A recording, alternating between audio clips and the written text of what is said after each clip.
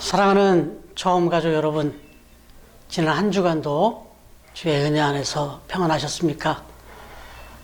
지난 한 주간 또 이어질 한 주간이 코로나19로 또 많이 힘든데 또 기록적인 한파까지 겹쳐서 여러 가지로 많이 몸도 마음도 좀 불편하고 좀 힘든 그런 시간을 우리가 맞고 있습니다. 그러나 이럴수록 더욱 움츠리지 마시고 더욱 마음을 활짝 피시고 또 기도하시면서 또 말씀의 은혜 안에서 우리 또 힘있게 그렇게 살아가기를 주의 이름으로 축복합니다. 우리 2021년 9월을 다시 한번 또 힘있게 외치고 오늘 주신 말씀의 은혜로 새롭게 또 출발하는 귀한 한 해가 되기를, 귀한 한 주가 되기를 주님의 이름으로 축복합니다. 기대하라, 기도하라, 그리고 기다리라. 아멘. 신년 기도 제목 우리 송구영신 예배 때 말씀을 드렸는데 아직 다 보내주시지 못하신 것 같아요. 그래서 신년 기도 제목은 축제로 적어서 갖다 주셔도 되고 또 제 카톡 또는 제 문자로 보내주시면 또 한 해 동안 늘 잊지 않고 하나님 앞에 열심히 중보하며 기도하도록 하겠습니다. 예배가 마쳐지면 또 기도 제목을 적으셔서 잘 정리하셔가지고 가족별로 또 가정별로 해서 저한테 보내주시면 감사하겠습니다. 여러분, 말씀을 준비하면서 월간 좋은 생각이라는 잡지에 소개된 의미 있는 글이 있어서 좀 소개해 드리려고 합니다. 여러분이 제가 보여드리는 이 단어 한번 잘 보시기 바랍니다. 쉽게 이해하실 만한 단어죠. like 그리고 love 이 두 개의 단어입니다. 이 두 개의 단어를 보니까 뜻을 생각해 보면 어느 정도 구분이 됩니다. 그렇죠? 생각해 보면 위에는 like는 좋아한다. 그리고 love는 사랑한다. 이런 의미를 갖고 있죠. 그런데 이 like라는 단어와 love라는 단어를 보면 첫 글자와 마지막 글자, 첫 글자와 마지막 글자가 같습니다. L과 E. 그런데 안에만 좀 달라요. 왜 이런 말씀을 드리는가 하면 이 like, 좋아한다라는 것과 그리고 love, 사랑한다라는 이 개념이 일면 겉에서 보면 좀 비슷해 보인다는 거예요. 같아 보인다는 거죠. 그러나 내면으로 들어가 보면 중요한 차이를 또 보여주는 것이 like와 love다. 우리가 누구를 좋아한다, 그리고 누구를 사랑한다 하는 이 개념이 흡사 겉으로 보면 좀 비슷해 보인다는 거죠. 같아 보인다는 거예요. 그러나 내면으로 들어가 보면 분명한 차이가 있다 하는 것이죠. 여러분, 어떤 차이가 있고 어떤 공통점이 있겠습니까? 먼저 사랑한다, 좋아한다라고 하는 것은 정말 좋은 감정이에요. 좀 이타적인 것 같아요. 그런데 이걸 내면으로 들어가 보니까 아주 중요한 차이가 또 있더라 하는 것을 이제 이 월간 좋은 생각에 게재된 이 연재된 글을 보니까 그렇구나 싶었어요. 그래서 좀 소개를 시켜드리면, 예를 들어서 꽃을 좋아한다 할 때 꽃을 좋아하는 사람은 꽃을 꺾는다는 겁니다. 그런데 꽃을 사랑하는 사람은 꽃을 심고 꽃을 가꾸고 꽃에 물을 준다는 거예요. 그리고 좋아하는 사람은 욕심이 생긴다는 거예요. 그런데 사랑하는 사람은 그 욕심을 버리게 되더라는 거예요. 내려놓더라는 거예요. 또한 좋아한다라고 하는 것은 내가 어떤 사람을 좋아한다 하면 그 사람으로 인해서, 내가 좋아하는 그 사람으로 인해서 내가 행복해졌으면 좋겠다 하는 생각을 갖게 된다는 거예요. 그러나 내가 누군가를 사랑한다 할 때는 나로 인해서 그 사람이 행복해졌으면 좋겠다 하는 생각을 갖게 되더라. 이런 차이예요. 그리고 좋아해 하는 말을 듣게 되면 가슴이 설레인다는 거예요. 그런데 사랑해 라는 말을 들으면 눈물이 난다는 거예요. 그래서 좋아하는 사람이 울고 있으면 위로하게 된다는 거예요. 그런데 사랑하는 사람이 울고 있으면 같이 울게 된다는 거예요. 그래서 좋아하는 사람은 우는 날보다 웃는 날이 더 많을 것이고, 좋아하는 사람이 아니라 사랑하는 사람은 웃는 날보다 어떤 면에서는 우는 날이 더 많다. 여러분, 좀 비교가 되셨습니까? 여러분, 교회를 좋아하는 사람은 교회로 인해서 내가 행복해졌으면 좋겠다, 이런 생각을 갖게 된다는 거죠. 그러나 교회를 사랑하는 사람은 나로 인해서 교회가 행복해졌으면 좋겠다, 이런 생각을 갖게 된다는 거예요. 그러니까 내가 교우들을 좋아하면 교우들을 통해서 내가 행복해졌으면 좋겠다는 생각을 갖게 되는 거예요. 그런데 내가 교우들을 사랑하게 되면 나로 인해서 교우들이 행복해졌으면 좋겠다, 이런 생각을 갖게 된다는 거죠. 여러분, 바로 옆에 있는 우리 가족들을 한번 바라보시면, 이 남편을 생각할 때도 내가 남편을 좋아하면 저 남편을 통해서 내가 행복해지길 바라는 거예요. 행복해졌으면 좋겠다 하는 생각을 갖게 된다는 거예요. 그러나 내가 정말 남편을 사랑하면 나로 인해서 남편이 행복해지길 바라는 마음을 갖게 된다 이거죠. 마찬가지의 아내도, 아내를 바라보면서 내가 아내를 좋아하면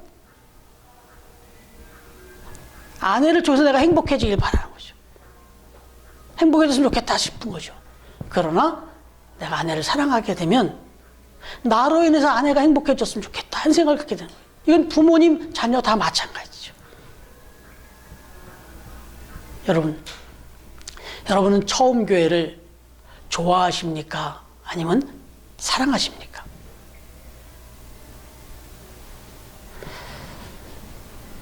이 말씀을 준비하면서 저를 돌아봤어요. 나는 처음 교회를, 아니 우리 처음 가족들을. 근데 분명히 말씀드리고 싶은 것은, 그래도 나는 우리 처음 가족들을 사랑하고 있구나 하는 것을 확인할 수 있었어요. 너무 감사한 마음이었습니다.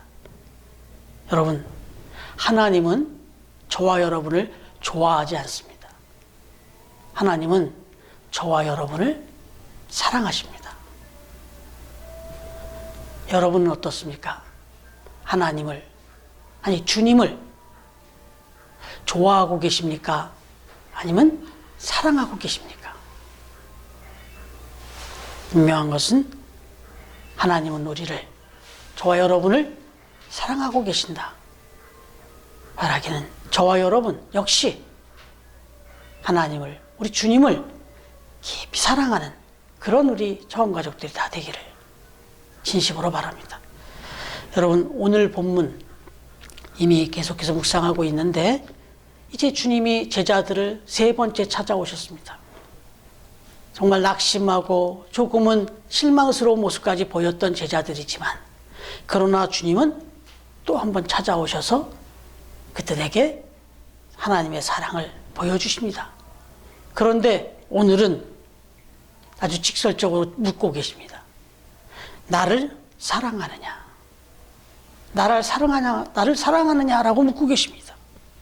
특별히 베드로에게 지금 3번씩이나 묻고 계십니다. 베드로야, 네가 나를 사랑하느냐? 네가 나를 사랑하느냐? 네가 나를 사랑하느냐? 이렇게 3번이나 묻습니다. 그때 베드로 역시 주님이 아시지 않습니까? 주님이 아시나이다. 내가 주님을 사랑합니다. 내가 주님을 사랑합니다. 주님을 사랑합니다. 3번을 고백합니다. 그런데 이건 또 여기에 또 왜 3번씩이나 물었을까? 왜 3번씩 고백하게 만들었을까? 이 부분에 대해서도 많은 또 해석들이 있죠. 잘 알려진 해석입니다. 베드로가 주님을 3번 부인했지 않습니까? 그 3번씩 부인했던 그 베드로의 마음속에는 한 부분 자기 실망과 주님에 대한 죄책감, 이런 것들이 상처로 쌓여 있었을 거예요. 그런데 부활하신 주님께서 승천하시기 전에 이 베드로에게, 그리고 이 베드로 못지않게 같은 마음을 품었던 제자들에게 이 죄책감을 씻어주기 위해서 3번을 물었다, 이런 해석이 있습니다. 충분히 공감이 되지 않습니까? 여러분, 어찌됐든 지금 베드로에게 3번씩 주님이 묻고 또 묻고 있는데, 또 대답을 3번씩 하고 있는데, 우리말 성경에서는 다 사랑, 사랑, 사랑으로 나오죠. 그런데 이게 원어적으로 들어가 보면 똑같은 사랑, 사랑, 사랑을 얘기하고 있지만, 같아 보이지만 다른 면이 있더라는 거예요. 여러분, 성경에서 특히 이 신약 성경에 보면 오늘 말씀에도 계속 그 부분이 비교되고 있는데, 똑같이 사랑으로 표현되고 있지만 그 사랑에는 4가지의 사랑의 속성을 이야기합니다. 먼저 살펴보시면 이 4가지의 사랑으로 각자 사랑을 다 이렇게 분석해서 분리해서 얘기하고 있는데, 그 사랑하는 대상과 또 사랑하는 의미에 따라서 구분이 되고 있더라는 거예요.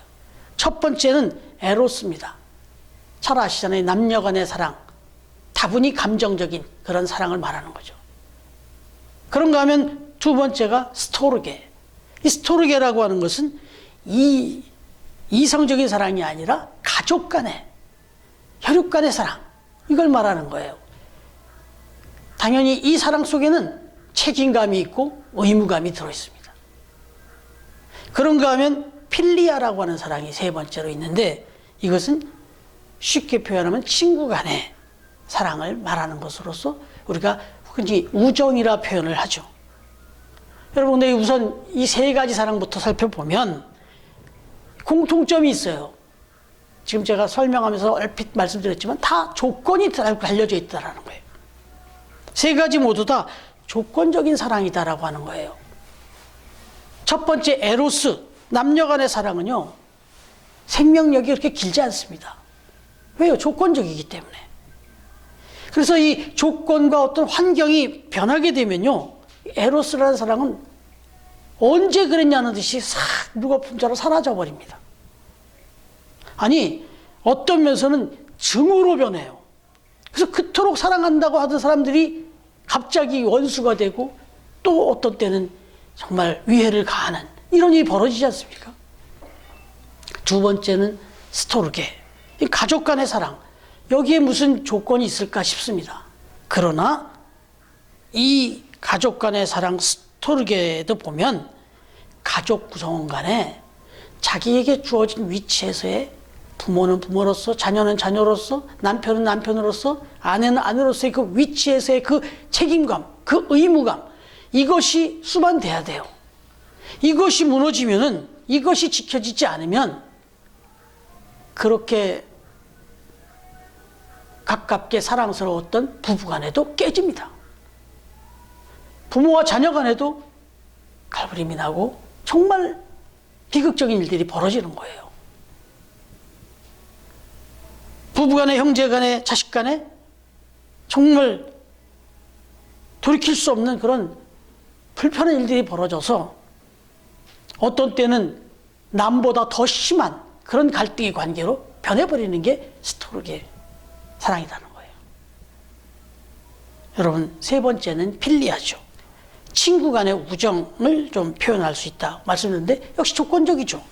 뭐 같은 나이 또는 같은 고향, 같은 학교 동창, 또는 뭐 같은 직장, 뭐 이렇게 또 같은 취미, 뭐 이런 것으로 모여진, 만나진 그런 관계적인 사랑. 여기 이제 우정적인 거, 의리적인 게 있겠죠. 근데 이것도 역시 정말 우리가 살아가면서 이런 그 기쁨과 슬픔을 같이 함께 할 수 있는 그런 어떤 뜻을 같이 하고, 뭐 마음을 같이 할 만한, 그래서 어쩌면 목숨이라도 나눌 만한 그런 진정한 친구가 있기를 우리 간절히 바라죠. 정말 그런 친구가 있기를 원하죠. 그런 친구가 있다면 얼마나 부럽습니까? 그러나 그런 친구를 얻기란 하늘의 별을 따기만큼이나 어렵고 힘들다는 거 우리 경험하지 않습니까? 바로 여기도 이런 조건적인 것들이 들어있기 때문에 그 조건들은 자꾸 변하기 때문에 그래서 이런 우정도 정말 오래가기 어렵다.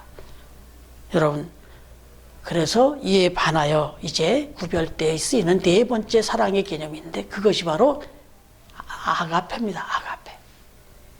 많이 들어보셨잖아요. 아가페. 아가페는 그러니까 한마디로 말하면 무조건적인 사랑이라는 거죠.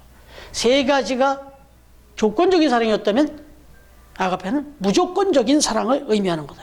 상대방의 어떤 조건과 관계적인 어떤 그 설정이 아니에요. 상대방의 수준이나 태도, 이해에 상관없이 사랑하는 겁니다. 심지어 상대방이 나를 미워하고 또 나를 배신했는데도 불구하고 나를 그렇게 실망시키는데도 불구하고 조건을 달지 않고 그저 받아들이면서 이해하면서 끝까지 사랑해주는 그런 사랑. 이게 아가페 사랑이라는 거예요. 그야말로 이 사랑에는 희생과 헌신이 수반되죠. 이런 사랑은 오래갑니다. 왜? 조건을 걸고 사랑한 게 아니었기 때문에. 조건이 어떤 상황이 변하든 변하지 않든 상관없이 끝까지 사랑할 수 있는 그런 사랑이다 이거예요. 그래서 이런 사랑을, 이런 아가페 사랑을 실천하는 것을 아가파오라고 그래요. 여러분, 이 아가파오의 뜻은 뭐냐면 진심으로 기뻐한다, 진정으로 잘 되기를 바란다, 이런 뜻이 담겨 있어요. 여러분, 이 아가페, 이 아가파오로 사랑을 보여주신 분이 바로 주님이십니다. 하나님이십니다. 주님께서 우리에게 베풀어 준 사랑, 하나님이 우리에게 베풀어 준 사랑이 바로 이 아가파오예요. 그리고 우리 보고도 내가 너희를 사랑한 것처럼 너희도 서로 사랑하라고 말씀하신 그 사랑의 개념은 바로 이 아가파오를 말하는 거예요. 여러분, 그러면 한번 보시죠. 오늘 본문으로 들어가서 주님께서 물으신 사랑, 당연히 어떤 사랑이었을까요? 아가파오예요. 아가페예요. 아가페. 즉 원문대로 풀어보면 이거예요. 베드로야, 네가 나를 아가페 하느냐, 아가파오 하느냐, 이렇게 물은 거예요. 그런데 이때 베드로의 대답은 뭐였을까요? 베드로도 사랑한다고 했죠. 그런데 적어도 베드로가 대답했던 사랑은 뭐였냐? 필리아였습니다. 주님, 저는 주님을 필리오합니다. 이렇게 얘기했던 거예요. 아가페로 나를 사랑하느냐라고 물었더니 필리아로 대답했던 거예요. 두 번째 또 물었죠. 당연히 아가페 사랑을 물었을 때 이 필리아 사랑으로 얘기했던 건 뭐냐? 뭐 말씀드린 에로스도 아니고 스토로게도 아니잖아요. 관계가, 베드로가 주님과의 관계가. 그러니 당연히 필리아의 사랑 정도로 얘기했던 거예요. 그런데 두 번째 또 묻기를 역시 주님이 말씀하시기를, 베드로야, 네가 나를 아가페로 사랑하느냐? 그랬더니 여전히 네 주님, 제가 주님을 사랑하지 않습니까? 사랑하는 거 알지 않습니까? 근데 그 말은 역시 필리아였어요. 그랬더니 주님께서 이제 말씀을 다시 한번 베드로의 수준에 맞춥니다. 그래, 베드로야, 네가 나를 필리아로는 사랑하고 있는 거냐? 이렇게 세 번째는 필리아로 물으셨어요. 그랬더니 그때서야 주님께서 지금 나에게 묻고 있는 사랑이, 첫 번째, 두 번째 물었던 사랑이 필리아가 아니고 아가페였구나라는 걸 그때서 깨닫게 돼요. 그래서 베드로가 어떻게 반응을 보입니까? 두 번 대답했던 거와 달리 근심하며 대답했다, 이렇게 말하죠. 갑자기 근심하면서 대답합니다. 여기서 근심이라는 단어가 헬라어로 루페오예요. 루페오. 그런데 이 루페오라는 단어는 가슴이 찢어지고 아프게 그런 뜻이에요. 그러니까 두 번째 묻고 또 세 번째를 물으면서, 그래, 네가 나를 필리아로 사랑하느냐? 라고 이렇게 물으시니까 베드로가 그때서야 주님의 그 아가페 사랑의 뜻을 마음에 깨닫고는, 아, 주님, 정말 주님이 나를 어떻게 사랑하고 계셨는지 내가 몰랐고 나는 그에 비해서 필리아 정도로밖에 내가 주님을 사랑하지 못했었구나 라는 이 깨달음에 근심하며 가슴이 찢어질도록 아픈 마음으로 주님이 아시지 않습니까? 주님이 아십니다. 그렇습니다. 나는 주님을 그렇게 사랑하고 있었습니다 라고 고백했다는 거예요. 여러분, 베드로는 비로소 주님을 향한 자신의 사랑이 얼마나 초라하고 불완전하고 형편없는 조건부적인 사랑이었는지를 깨달았다는 거죠. 바꿔 말하면 베드로가 자기가 왜 주님을 3번씩 부인할 수밖에 없었는지를 이제 깨달은 거예요. 아, 내가 정말 주님을 아가파오로 사랑했다면 끝까지 내 목숨을 걸고라도 부인하지 않았을 텐데, 나는 주님을 사랑하는 줄 알았더니 내가 그저 좋아하는 정도였구나 라는 걸 깨달았던 거예요. 여러분, 여기서 중요한 것은 이제 이 부분을 깨우쳐 주신 주님께서 베드로에게 말씀하십니다. 그리고 들러서 있는 제자들에게 말씀하십니다. 나는 너희를 아가페로 사랑하고 있다. 너희들의 어떤 조건과 상황, 그래서 지금 니들이 처해 있는 지금 이런 조금은 실망스러운 지금 나를 부인하고 내가 십자가에 달려 그 고통 속에 있을 때 죽음의 순간에 다 나를 버리고 떠나버렸지만 나는 너희들과 어떤 관계적인 그런 책임감, 의무감, 어떤 감정적인 그런 사랑으로 너희들과 함께 하던 게 아니기 때문에, 너희들과 어떤 뜻을 같이 한 동지로서의 의무감, 어떤 우정으로 사랑했던 게 아니고, 나는 너희들이 어떤 상황이든 어떤 조건이든, 아니 심지어 지금 너희들 이 모습, 이보다 더한 모습일 때도 나는 너희들을 사랑했다 라고 하는 사랑을 보여주셨다라는 거예요. 여러분, 지금 저와 여러분을 향한 주님의 사랑은 어떤 사랑이겠습니까? 바로 이 아가파오의 사랑입니다. 여러분은 지금 주님을 어떻게 사랑하고 계십니까? 혹시 여러분들 중에도 내가 지금 주님을 사랑한다, 난 주님을 잘 믿는다 이렇게 생각했는데, 여러분의 마음에 그 사랑도 오늘 말씀 내용처럼 필리아 정도, 아니 서두의 이야기로 다시 돌아가면 라이크 정도 하면서 러브한다라고 착각하고 계신 적은 없었냐는 거예요. 정말 내가 신앙생활을 하면서 주님을 사랑하고 주님의 사랑에 감사하며 살아간다 하면서도 순간순간 내 삶의 어떤 상황과 조건들이 변할 때마다 내 사랑이 식어지고 좀 서운해지고 그런 모습은 없냐는 거예요. 지금 여러 가지 조건들과 상황들이 참 많이 안 좋죠. 만족스러운 것보다는 불만족스러운 게 더 많아요, 요즘. 이러한 시기에 주님을 바라볼 때마다 좀 서운하고 이게 뭐야 싶은 생각이 들고 그런 마음이 들지 않느냐 이거예요. 혹시 그런 마음이 든다면 이건 아가파의 사랑이 아닐 수 있다라고 하는 거예요. 이걸 한번 우리 돌아보게 되는 거예요. 오늘 베드로에게, 제자들에게 묻고 계신 주님은 저와 여러분에게 묻습니다. 네가 나를 사랑하느냐? 너희는 나를 어떻게 사랑하고 있느냐? 이렇게 묻고 있는 거죠. 여러분, 이제 오늘 말씀을 가지고 다시 한번 우리에게 또 도전하면서 주님이 들려주신 질문의 의도를 이제 파악하게 되는데, 오늘 주님의 질문의 의도는 이겁니다. 주님께서 베드로에게 거듭 사랑을 물으신 후에 덧붙이신 말씀 내용이 뭐냐? 그것은 내 어린 양을 먹이라, 그리고 내 양을 치라, 그리고 또 내 양을 먹이라, 이렇게 3번을 거듭해서 말씀하시죠. 여러분, 오늘 좀 이렇게 원어적인 거, 좀 내용의 깊이를 자꾸 들어가서 조금 어려울 수 있지만 잘 설명을 드리니까 이해되실 거라고 믿는데, 이번에 이 3번의 질문을 하시면서 또 붙였던 어린 양이 나오는데, 이것도 원어적으로 가면 의미가 약간씩 달라요. 아니, 더 깊어지고 있어요. 더 넓어지고 있어요.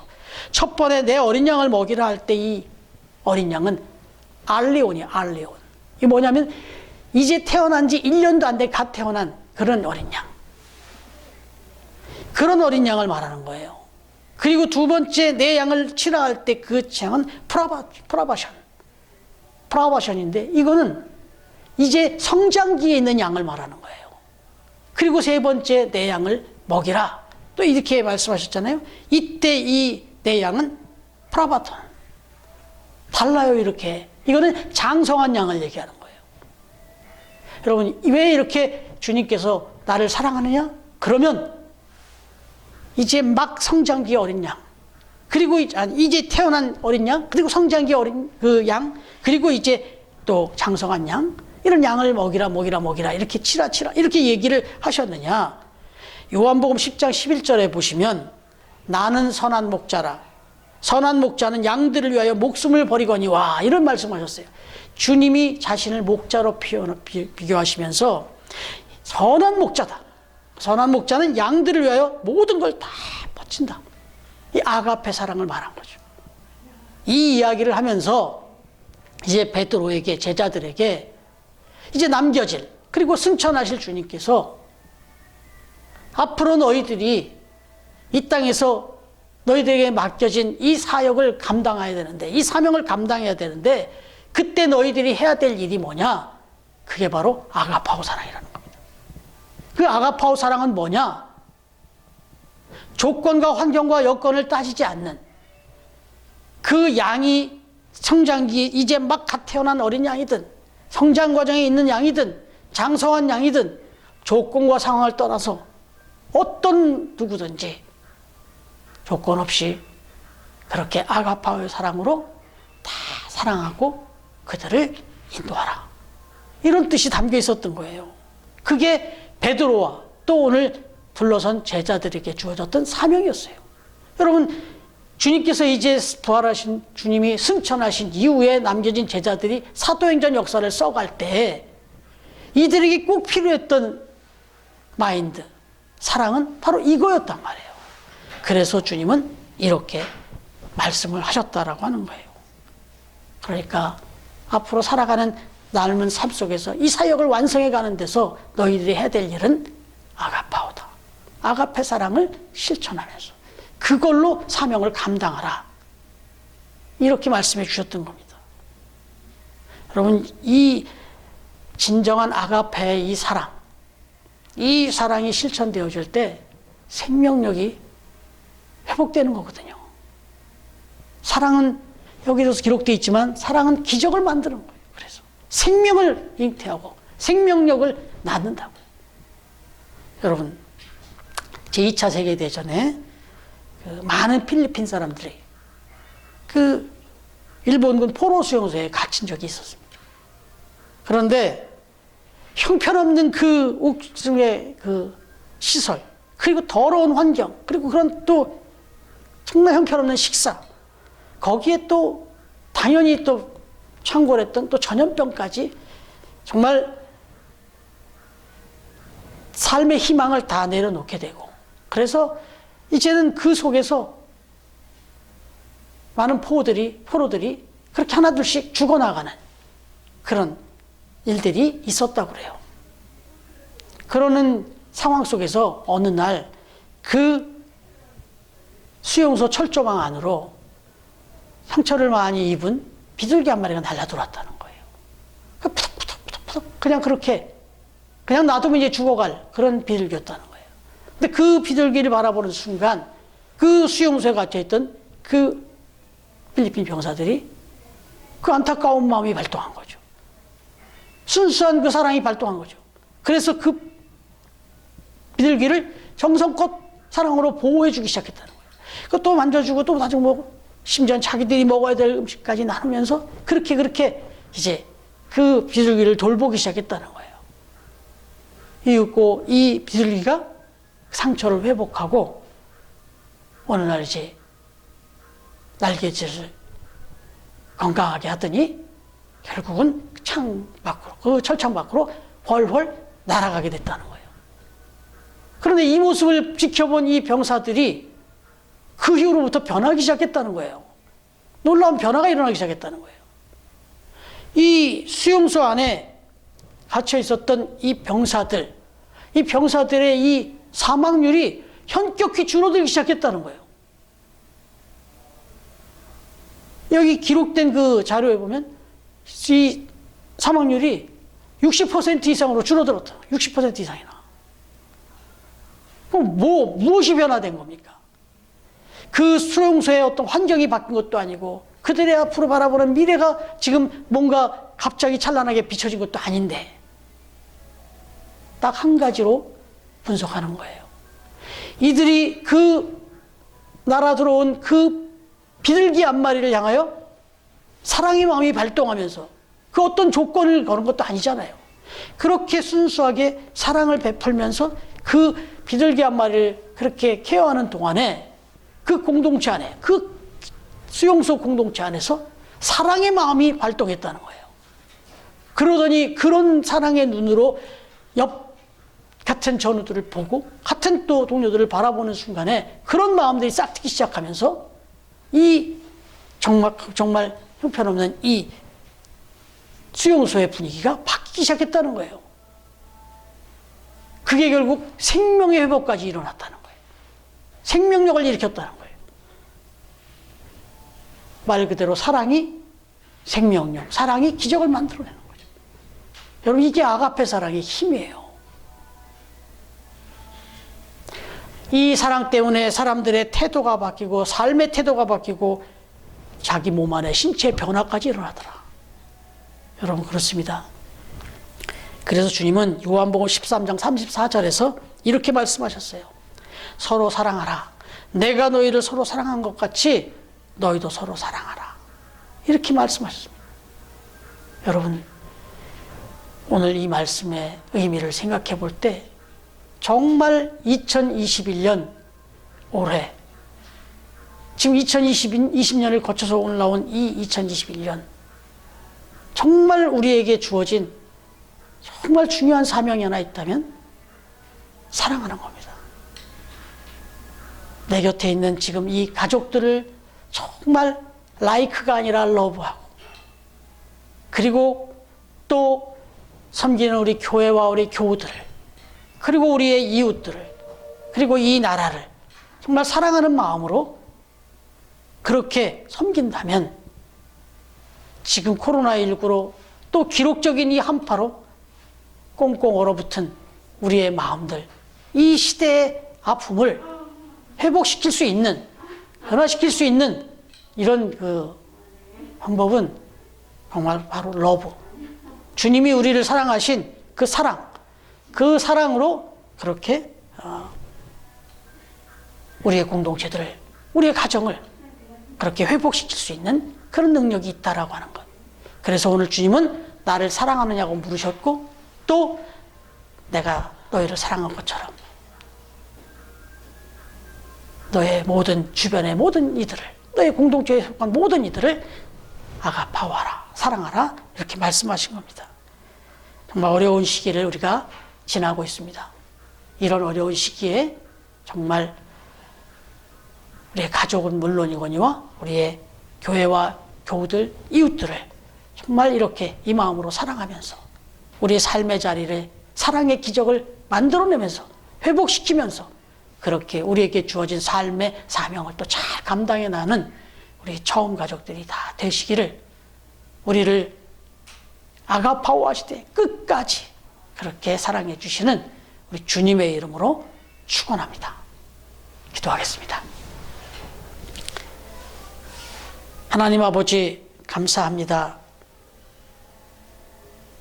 주님이 우리를 향하여 보여주신 그 사랑은 정말 우리가 어떻게 갚기도 또 흉내내기도 쉽지가 않지만, 그러나 다시 한번 오늘도 말씀을 통하여 깨우쳐 주셨사오니 우리 사랑하는 처음 가족들이 가정에서나 또 나아가 삶의 자리에 가서, 그리고 또 이렇게 힘들고 어려움 가운데 신음하고 있는 이 시대 가운데서 주님이 우리에게 맡겨주신 사명, 이 사명을 가지고 사랑을 베풀고 나누며 아가페의 사랑을 잘 실천하는 그래서 우리의 삶의 자리를 기적으로 변화시키고 생명력이 넘치는, 소망이 넘치는, 사랑이 넘치는 그런 공동체로 바꿔가는 일에 쓰임받는 우리 처음 가족들이 다 되게 하여 주옵소서.